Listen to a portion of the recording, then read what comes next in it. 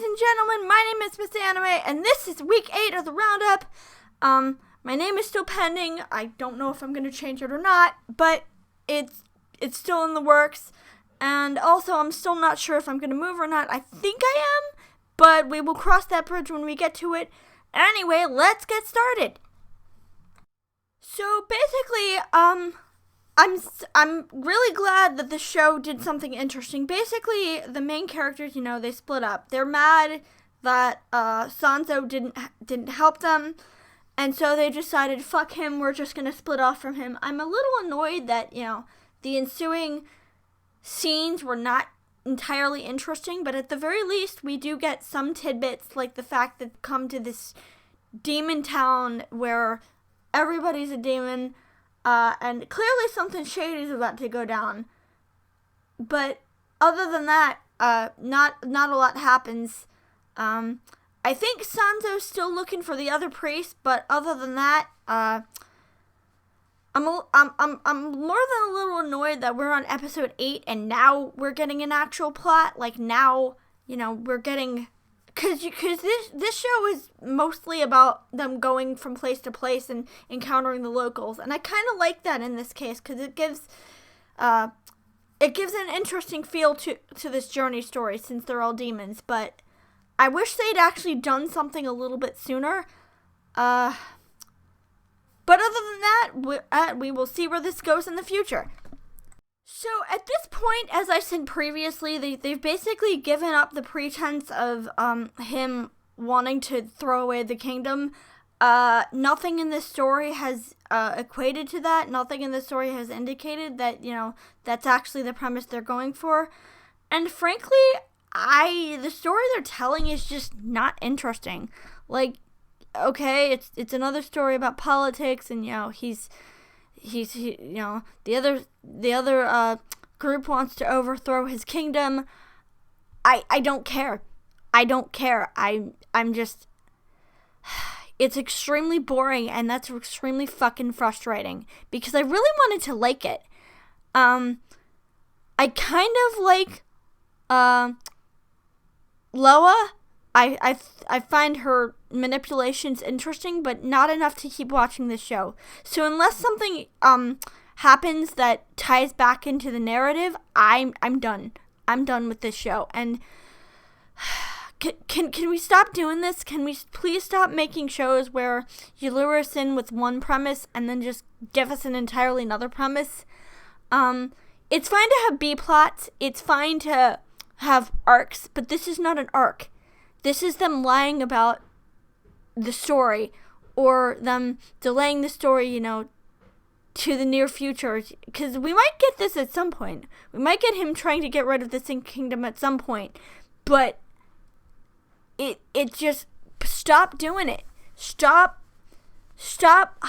burying the lead, basically. Stop burying your premise under another premise. I hate that with shows.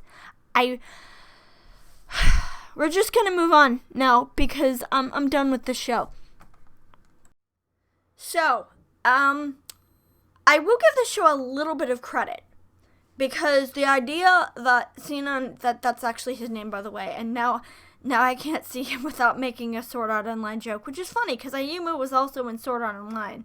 I think he was one of, God, what was his name? The elf, one of Leafa's friends. I don't remember his name, but the green-haired one, Leafa's friend, who liked her in real life.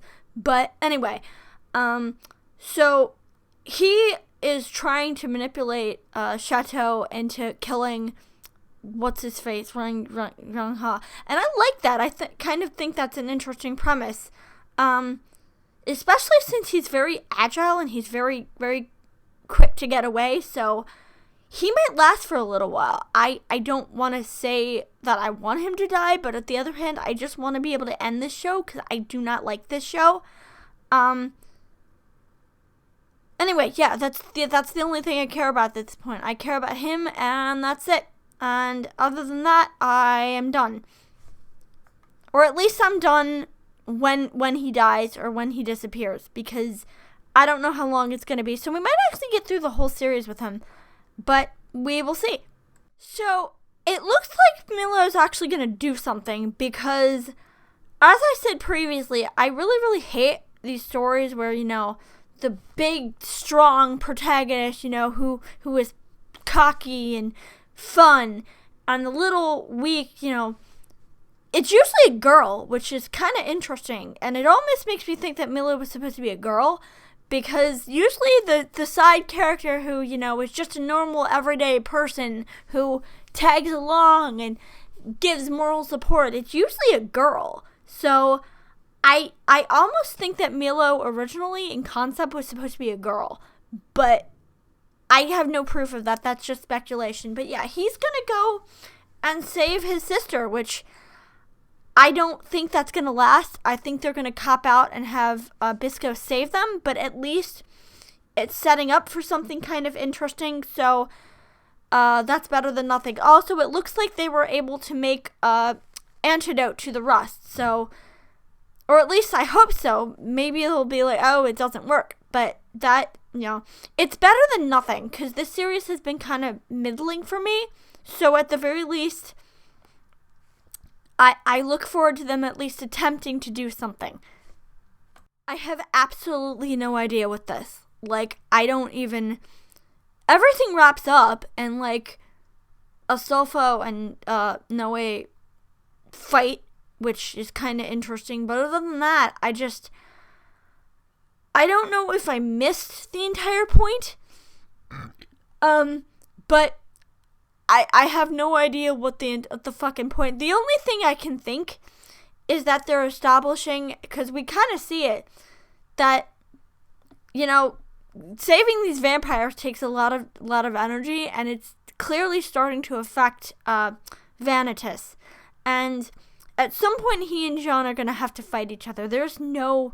Because she's supposed to be his enemy. She's supposed to be on the other side. So at some point, they're going to have to go against, and they're going to have to kill each other. And maybe it's setting up for him, he doesn't want to, because he clearly likes her. But other than that, I don't know. I don't understand, what it is with the queen and what it, I'm still scratching my head at this, because... And we have 5 episodes left, I think. I don't know how many. I think we have 5-6 episodes left. So they gotta do something. They're probably gonna go to the Vanitas and Jean have to fight route, which at least is something towards, an actual plot progression with this show, because it's been kind of nothing so far. And I'm really disappointed, because I wanted to like this show, but it's just, it's mostly Flash. So I know a lot of people complained about that one moment where Sasaki got really possessive and grabbed Miyano's arm and just, dragged him away. But keep in mind, they're still trying to figure out what they want. So clearly, not even that they're trying to figure out what they want. Sasaki is fighting really, really hard to not just tell Miyano that he loves him. And when he sees him with somebody he knows he has a crush on, he snaps, basically. And I think it's kind of a powerful moment, because it tells you that it's getting very, very close to the point where they're just gonna they're gonna confess to each other. Or at least one of them is. I know they've said passingly that they like each other, but we're going to get a full-blown confession any episode now. I do also think that it depends on what happens in the future. It depends on whether more of that happens in the future. I can forgive one instance, but I think it's all going to depend on whether he's like that. Because with Horimiya, you realize she was not a nice person to him. And you realize at several points she was just a possessive, awful person to him. And that's honestly why I stopped watching it, because I'm like, I can't watch this. I can't watch this woman repeatedly act like, how dare he have friends, how dare he not talk to me. But anyway, I'll get to that at a later point.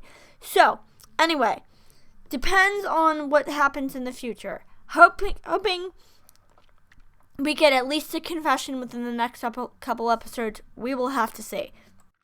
So, this is probably the most interesting we've gotten in the series. It's still not great, but at least the idea that, he has this goddess inside him who can, who is trying to coerce him into letting her out and letting her take over, it's something. Also, I don't know his name, but I like the creepy guy. I like his personality, and I like the fact that you don't know for sure. He's not necessarily a villain, but he might be, he might not be. You don't know yet. We don't know yet. I find that far more interesting than the blonde one and the little green-haired girl. I find that far more interesting than them. So I hope he sticks around, because at the very least he provides a little bit of tension. Like, he literally pushed the main character off a fucking cliff. So, at least he's providing he's pushing the plot forward, and at least he's providing some form of tension. So, hope he sticks around. I don't know how many episodes this show is going to be, but depending on how many, I may drop it, because it's middling, and I don't know if I want to sit through like 20 episodes of this. So, I'm a little annoyed by this, because on one hand, I like the idea, of they're teaching you about the camera work, and they're teaching you about lighting, and about, where to set up, where they're going to film, how they're going to, shading, about what you can do this with the camera. I like that. I find that a very interesting concept for an anime, because we haven't gotten that before, I don't think. On the other hand, I'm a little annoyed that they cut that off, to have another, because the episode is split in half. The first half is about them going to this, place where they're going to set up this photo shoot, and they're trying to find a place to get inspiration from, and, and we learn that, the little one, what's her name, she's had issues with going with, I forget what it was, like, she's had issues with being confident, and it's really interesting, but honestly, the part that bogged it down was the part that I'm really annoyed it bogged it down, because I like them as a couple. I like Kitagawa and Kojo as a couple, but I really feel like that should have been a separate episode, because that had nothing to do with the first half. It feels like two episodes spliced together. And again, it irritates me, because I think her realizing she likes him is a very vital point. Because neither of them have dealt with this before. They're both, very awkward, very socially inept. She's basically used to only having her cosplays, and he basically has never talked to a girl before, and I like that. But it feels like it's very out of place in an episode that, is not about that. And it irritates me that they basically spliced two separate episodes together. I don't think either half is necessarily bad on its own, but I feel like we should have gotten those as two separate entries so that we can flesh them out and have them be whole episodes. I especially like the part where, he grabs, what's her name? I forget her name, the little one. He grabs her hand, and she basically is like, I went to an all-girls school, and I'm not used to this, so she faints. She, actually faints, because she's not used to a dude holding her hand. I actually found that really funny, and I find it really endearing. And that's the thing that I love most about this show. It treats its characters like actual characters with flaws and personalities, instead of just walking ecchi jokes. Because it could be really easy for this show to just have every episode be them getting mad at him perving on them, because that's what you're used to in an anime. That's what you're used to, but you're not used to this level of depth. I'm not used to this level of depth. I really hope it focuses more on the cosplay outfit, because honestly, that's one of the selling points for me. Not that I don't like the romance. I actually do. I just really hope the show focuses a little bit more on the cosplay aspect. So I'm pretty sure that they've just abandoned the choices idea entirely, because we've gone like 4 episodes without this choice thing having any point. And frankly, I don't even know what this system does. Like, they've implemented this new, I think it's some kind of security system, but we haven't really seen it in action. Maybe I just haven't been paying attention. Maybe it has been maybe that's why the one redheaded one has had to, go underground to avoid the cops, because the cops are heightened because of this system. I don't know. And frankly, at this point, I don't care. I'm just kind of writing this series out because I just feel like it kind of lost what it meant to do, and I don't know where this is going. I have no idea what they're planning to do with this, and frankly, it feels like they don't really have a plan. They're just gonna cook something up at the last minute, and that's frustrating because I kind of almost understand what they're going for. Also, I thought at one point they had superpowers, like they could like run fast and jump higher, but again, they just completely fucking dump that, and it irritates me, because why would you put something in if you're not going to use it? Why would you put a system in? I especially can't get over the idea that the whole system is run by this dead girl's brain. Like, why?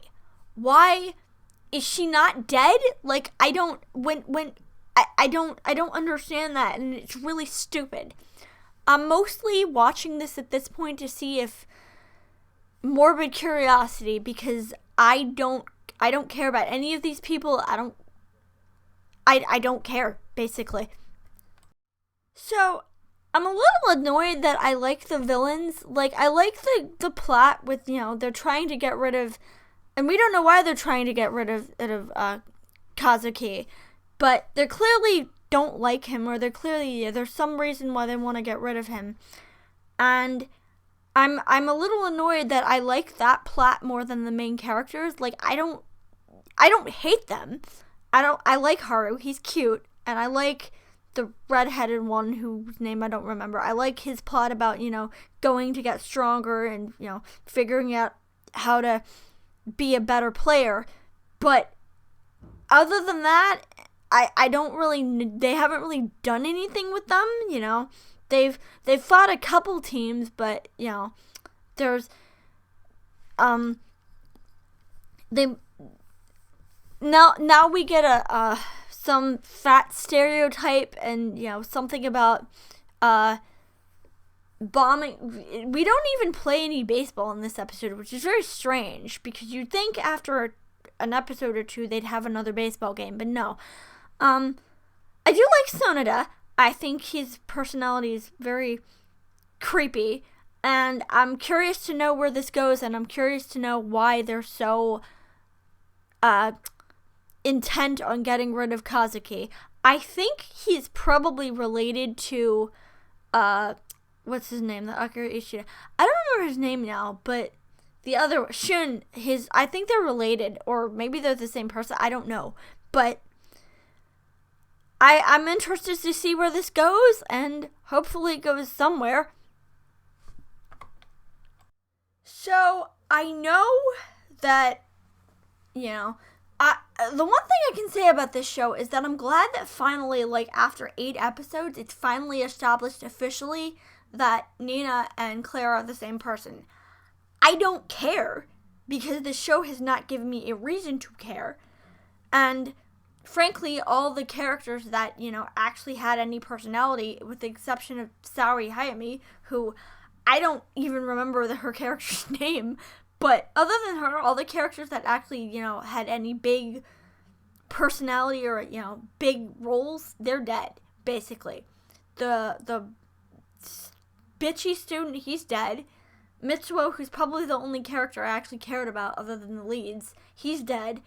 I don't think there was another character I read whose name, there is one more character, but I don't even remember. I don't think we've seen him for a while. I don't think we've seen, And that's the thing that really pisses me off about this show, is that we don't know jack shit about any of these people. This show has barely scraped the surface in terms of development and in terms of, character interaction. So I don't care about any of these people. Also, I don't understand the point of introducing this silver pilot if they're not gonna, do anything with it. Like, you're not gonna find out who this person is or what their purpose is. If you're not gonna find that out, then why should I care? Why should anybody care? So it's not the worst series I've ever seen. I'll give it that. But it's blah. I know I keep saying this every week for these shows, but at least, I like to point out whether shows have improved or whether shows have got worse. It hasn't. It's the same. But at this point, we're like 4 episodes from the end, so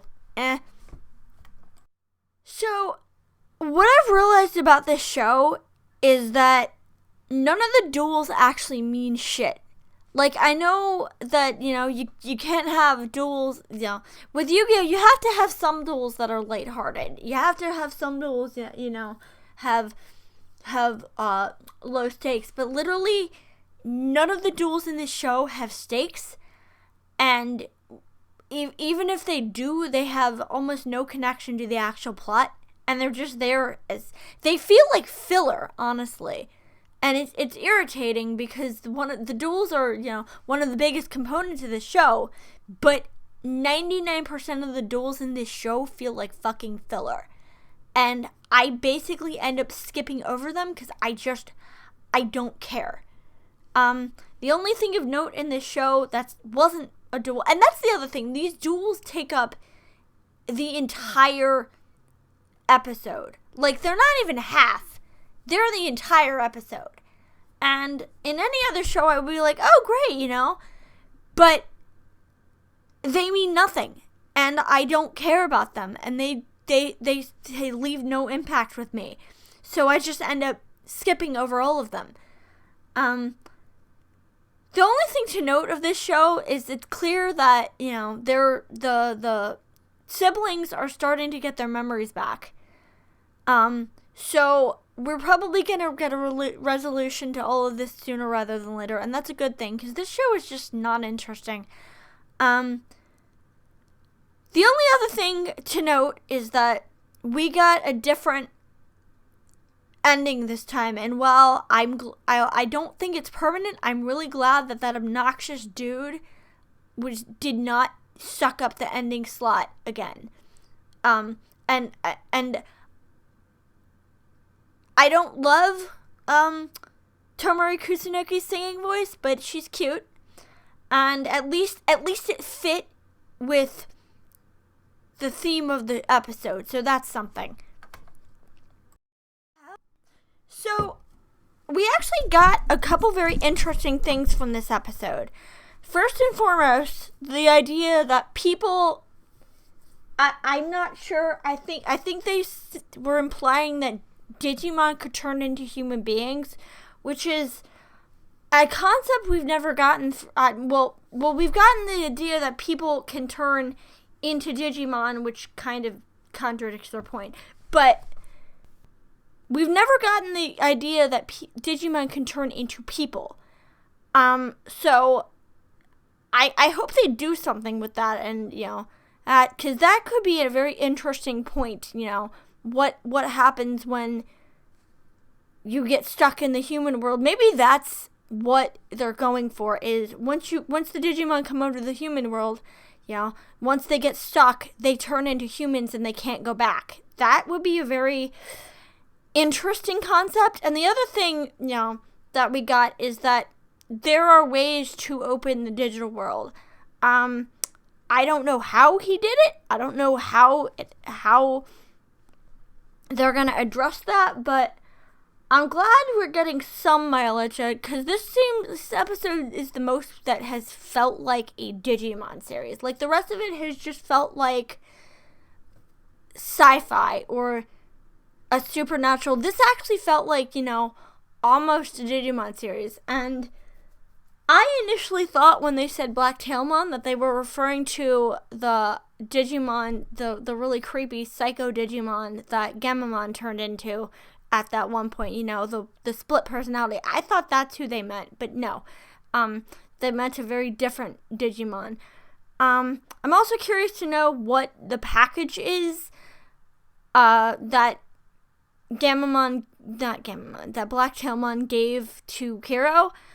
Also the concept that, fire, that was, oh god, that was so fucked. Like, that was probably the most fucked up thing that has happened in the show. And this show has had a lot of really fucked up things happen, but, like, the idea of people burning alive, like, that's, you can go into it, but you can't, otherwise it burns you. That is just, oh my god, that's so fucked up. But I actually don't dislike it. I think it's a very neat concept. And I hope we get something out of this, because it gives me a little bit of hope that, they might actually do something with the show. That's it for this week. I'm still debating whether I'm moving or not, so I will see you next week for week 9.